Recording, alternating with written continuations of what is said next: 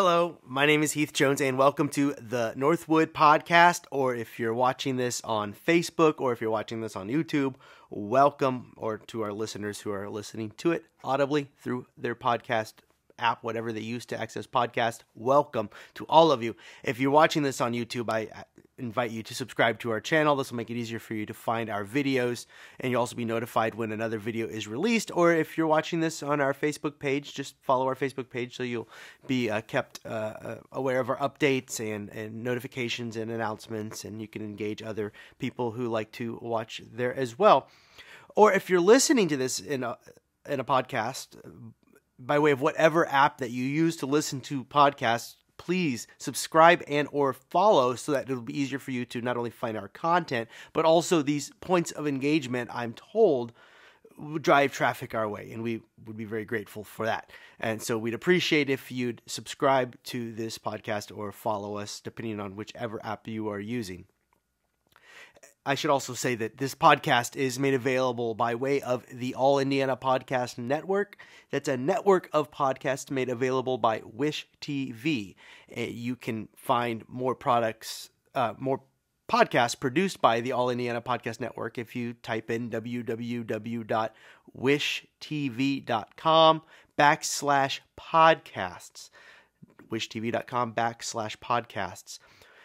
And all of this, from my end, is a production of Northwood Christian Church. And if you'd like to learn more about our church, please feel free to check out our website, which is www.indYNCC.org. That's www.indncc.org. And there you'll be able to find past sermons and recordings of Bible studies, as well as information about our ministries and service times, or how you can become involved in our ministries and our different efforts, and also how you can contribute monetarily if you like.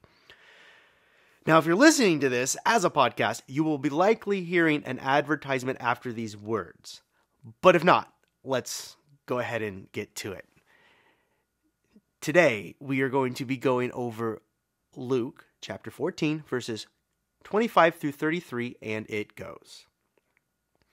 Now, large crowds were traveling with him, and he turned and said to them, "Whoever comes to me and does not hate father and mother, wife and children, brothers and sisters, yes, and even life itself, cannot be my disciple. Whoever does not carry the cross and follow me cannot be my disciple. For which of you, intending to build a tower, does not first sit down and estimate the cost to see whether he has enough to complete it? Otherwise, when he has laid a foundation and is not able to finish, all who see it will begin to ridicule him, saying, 'This fellow began to build and was not able to finish.' Or what king, going out to wage war against another king, will not sit down first and consider whether he is able with 10,000 to oppose the one who comes against him with 20,000? If he cannot, then while the other is still far away, he sends a delegation and asks for the terms of peace. So therefore, none of you can become my disciple if you do not give up all your possessions." If you are a church that follows the lectionary, like my church most often does follow the lectionary, selected readings given to all churches all over the place, so we can kind of all be reading the same things and going off of the same lessons. If you're a church like that, then you'll know that we've been trudging through the Gospel of Luke for months now, and we'll continue to do so throughout the remainder of this liturgical year. And I'm not complaining, because Luke's my favorite gospel. So this is really playing to my strengths or my tastes. I like it because it elevates the poor and the marginalized people, as well as it has constant warnings about the dangers of materialism and greed. And as a preacher, I've enjoyed pontificating about some of my favorite soapbox topics as I've engaged Luke's gospel for these past several months. But eventually the preacher and the reader alike must come down to earth and today's lesson is one of those coming down to earth moments, because in the 14th chapter, Jesus forces his all would-be disciples to consider what the life of a Christian may cost us. One of the lines that jumps out at us, one of the more popular lines, is the 27th verse. Whoever does not carry the cross and follow me cannot be my disciple. Jesus is not only foreshadowing his own death here, but he is also warning his disciples up front about the cost of joining him in his efforts to bring God's realm near. And confession, I've preached sermons on this text several times in the past, and they've usually been, or maybe in every instance, have been about as uplifting as taking a cold bath. Dire warnings about the dangers of living as a faithful Christian. Well, these ideas do not leave us with buoyant, can-do attitudes, which is why I would like to take this opportunity, as I'm talking about this text today, to refocus on the end goal, what we are striving for in the first place, because only then can we determine if what it costs us along the way is worth it. But first, we have to talk about the cost. We must talk about the cost, for this is, after all, the whole point of Jesus' teaching here. And my goodness, what a price to pay. Take up your cross. We already alluded to that. In other words, taking up the cause of Jesus can be like going to your own execution. And it's not enough that you're to go to your own execution, but you have to carry the instrument of your demise, the cross, as well. So the way there is arduous, and in the end is not pleasant. And then he goes on to talk about our relationships and makes us aware that we had better be prepared to face some pushback. And sometimes the pushback can come from the people who are very close to us. The quote goes, "If anyone comes to me and does not hate father and mother, wife and children, brothers and sisters, yes, even their own life, such a person cannot be my disciple." Those are harsh words. Hate language? Are we really supposed to hate? Well, Jesus would often use language that's very harsh and grating to drive an important point home. I'm reminded of these other sayings of Jesus that also push the limits of our credulity. Those lines like, if your eye causes you to sin, pluck it out. And if your hand causes you to sin, cut it off.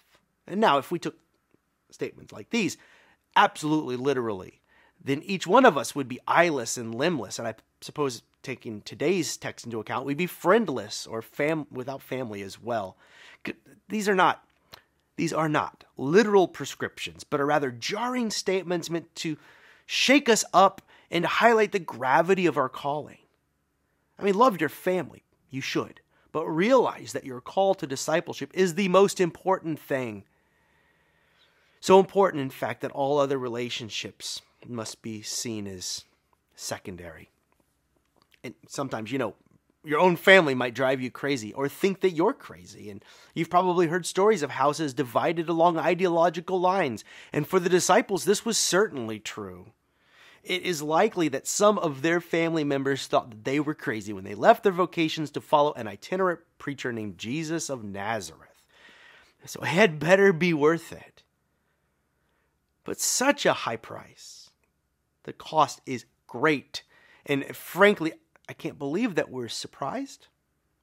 After all, isn't anything worthwhile bound to cost something? And if you're going to take on something that's important, you would be prepared. You had better be prepared to fit the bill when the time comes. Supposing you were invited out to eat by a friend, and you enjoy a wonderful meal, and the check comes, and your friend begins feeling about for his pockets and then shrugs and says, "I didn't know it would cost that much. I guess you'll have to pay." Putting you on the spot. You'd think, come on. Why did you ask me here to eat if you didn't know what it would cost you before you had me out to lunch? That's kid stuff. There are more serious undertakings, challenges that we could tackle and achieve for some higher goal, something more worthwhile.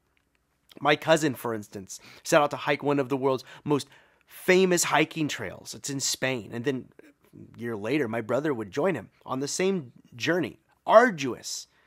And they described the mountains and the valleys. And when they returned, they told me about all the sorts of interesting people. And now and again, they'd meet someone who was near giving up along the path, along the way, along these difficult trails. Or others who had already made the decision to give up. Perhaps one person underestimated the physical toll that it would take. Another might have not realized how much time it would take to complete the trail. It takes weeks, by the way. And then some maybe didn't carry enough provisions, and you get the idea. And it's like that with any significant endeavor. If you're going to go out at all, you had better count the cost. Otherwise, you'll find yourself disappointed and frustrated. This is true of all of the big things, the things that are worthwhile in life, true of marriage, child rearing, starting a business. You'd better know what all of the important things will cost you. And the more valuable the undertaking is, the more it will likely cost of your time, your energy, resources, and everything, your very life. So Jesus gives a couple more examples. I just gave some modern ones. His were more relatable to his audience. Suppose someone wants to build something like a tower, he says. You better know what it would take. You'd be stupid not to. The people in your town would call you a fool if you showed up with a few rusty nails and a handful of poorly hewn boards and thought you'd end up with a tower in the end. So you'd better calculate the cost and decide if this is something that you even want to do. Are you ready for it? Jesus goes on to say, or suppose someone we're going to go to battle, say some king going to go fight another king, and if you were that king, you'd be a poor leader if you didn't properly estimate the cost in terms of human life spent and resources drained. You'd also want to know if you could accomplish what you wanted to before you even set out. Today, it seems that this parable has come to life in our own time as we consider wars that we've fought or are fighting now, all over the globe, different countries. But I digress. All of it, whatever you are going out to do, if it is difficult or important, it will cost you. All worthwhile endeavors will cost you, which is why I want to land this sermon by bringing our attention back to the end goal here. Because it will cost you. Carry your cross. But with all of this focus on the sacrifice and on carrying our crosses, one can lose sight of the prize at the end of this difficult road. And the end goal is the realm of God, the result of Christ's work that we are setting out to accomplish along with Jesus is the restoration of what is broken, the redemption of all that may be redeemed. The end result of Jesus' efforts will be the vision that he cast in Luke chapter 4 coming alive around us. In that text, and I quote it often, it's my favorite passage where Jesus in the synagogue quotes from the prophet Isaiah saying, "The Spirit of the Lord is upon me because he has anointed me to bring good news to the poor. He has sent me to proclaim release to the captives and recovery of sight to the blind, to let the oppressed go free, to proclaim the year of the Lord's favor." And it's a beautiful vision for our future here portrayed. Too much. One in which the poor are finally met with good news and the oppressed are let free, where economic burdens are alleviated in this year of the Lord's favor. But what it costs us to arrive at such a world may well be worth it. And it's Jesus' contention that it is worth it. The cost of being a disciple of Jesus is great, but the world we are striving for here described by Jesus and by the prophet Isaiah, this world we are striving for along with Jesus is well worth what it costs to get us there. And true, we've a cross to carry, but the burden is gladly borne if the end result is liberation for us all. Worthy goals always cost something in their pursuit, and there are obvious examples in history of this. Inventors who have spent time, resources, and their life's energies to create something important. Athletes who spend years at the cost of sweat and tears to train for competition, or those who have advanced civil rights in important ways have done so often at great cost to themselves. Some have even given their very lives in pursuit of the dream. So let us count the cost of being a disciple of Jesus, but let us not lose sight of what we hope for as we journey forward.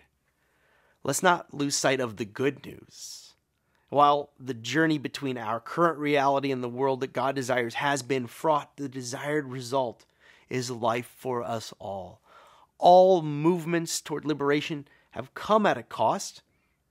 We've been naming these things. It cost the abolitionists of the 19th century much to advocate for the freedom of slaves. It cost civil rights advocates much to advocate for freedoms right up until this present moment. It still costs us, but when God's purposes are achieved and when liberated peoples finally find their voice or some room or some air to breathe or some dignity, those who make sacrifices along the way generally agree that what it cost them to fight the good fight was worth it in the end.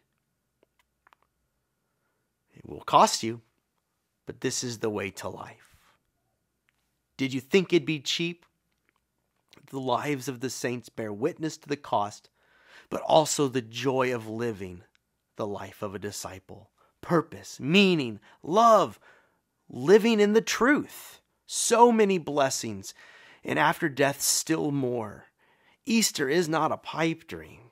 It is the deep reality of our existence that in losing our life we find it. That in leaving it all behind to follow Jesus' call, we gain everything that really matters. Life that is life. At least, this is what they tell me. That, what it costs us, what is gained by giving our all for the cause of Jesus, is worth every penny. So count the cost. And once you have come to terms with the life Jesus calls us to, enter into this life. Enter into the joy of journeying with Jesus toward a better world for us all.